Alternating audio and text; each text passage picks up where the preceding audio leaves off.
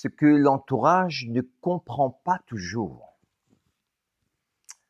Bonjour et merci encore une fois d'être là. Dans les vidéos précédentes, nous avons parlé du silence autour du deuil, de ce que l'on traverse réellement et du fait qu'il n'existe pas de bonne ou de mauvaise façon de faire son deuil. Aujourd'hui, j'aimerais aborder un aspect souvent délicat, oui, on peut le dire, délicat, ce que l'entourage ne comprend pas toujours. Lorsque nous traversons une perte, le deuil, comme nous l'avons vu, est une expérience unique, intérieure, intime, mouvante. Cette expérience est parfois difficile à exprimer. Même quand on parle, il arrive que ce que l'on ressent ne soit pas perçu par ceux qui nous entourent, par ceux qui nous écoutent. Il arrive que l'on ressente une profonde solitude, par exemple. Pas parce qu'on est réellement seul, mais parce que les autres ne comprennent pas la réalité de ce que l'on vit. Certaines réactions de l'entourage peuvent surprendre, voire blesser même parfois. Les phrases toutes faites, il faut tourner la page, tu devrais aller de l'avant, sois fort, relève-toi, ça suffit. L'évitement. Certains n'osent pas aborder les sujets et changent de conversation. La comparaison. Moi, j'ai perdu ma mère, moi, j'ai perdu quelqu'un, j'ai tenu. Tu devrais faire pareil. Ou au contraire, l'excès de sollicitude, oui, comme ça on dit, qui peut étouffer. Ces réactions ne sont pas mauvaises en soi. Elles viennent souvent d'une intention sincère. Les proches veulent nous soulager, veulent nous protéger ou éviter que l'on souffre. Mais elles ne correspondent pas toujours à ce que la personne en deuil a besoin réellement à l'intérieur d'elle.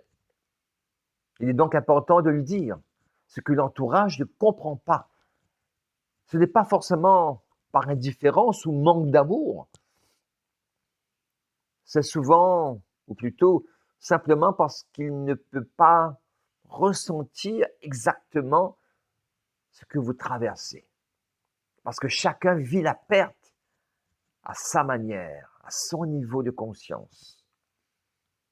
Parce que l'on ne peut pas marcher dans les chaussures de l'autre.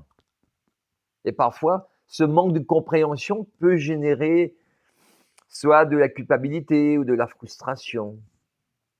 On se dit, je devrais être capable de gérer ça. Je devrais réagir comme les autres. Mais pourquoi je ne me sens pas mieux? Mais il est essentiel de comprendre ceci. Ces sentiments ne sont pas des échecs. Ces sentiments, c'est une partie normale du processus. Alors, comment faire face à cette incompréhension? D'abord, reconnaître ses propres besoins. Vous avez le droit de dire « j'ai besoin de parler » ou au contraire « j'ai besoin de silence ». Vous pouvez dire aussi « je ne veux pas de conseils, j'ai besoin juste d'une écoute », tout simplement. C'est à vous de mettre les limites si nécessaire. Cela peut être simplement choisir de passer du temps avec certaines personnes plutôt que d'autres. Décider de ne pas partager certains détails. C'est vous qui décidez. Ou encore prendre de l'espace pour soi. Et surtout, ne pas juger l'entourage. Même leur réaction n'est pas un reflet de votre deuil, mais plutôt de leurs propres limites et leur manière de gérer l'inconfort. Il peut aussi être réconfortant de se rapprocher de personnes qui traversent ou ont traversé une expérience similaire. Des pairs, des groupes, des associations. Parler à quelqu'un qui comprend simplement parce qu'il a vécu cela. Il a vécu quelque chose de proche, peut-être profondément apaisant. Enfin, il est possible de cultiver la patience. La patience avec soi-même, la patience avec les autres.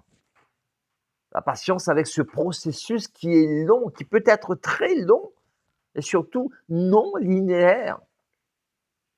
Dans cette vidéo, j'aimerais que vous reteniez ceci.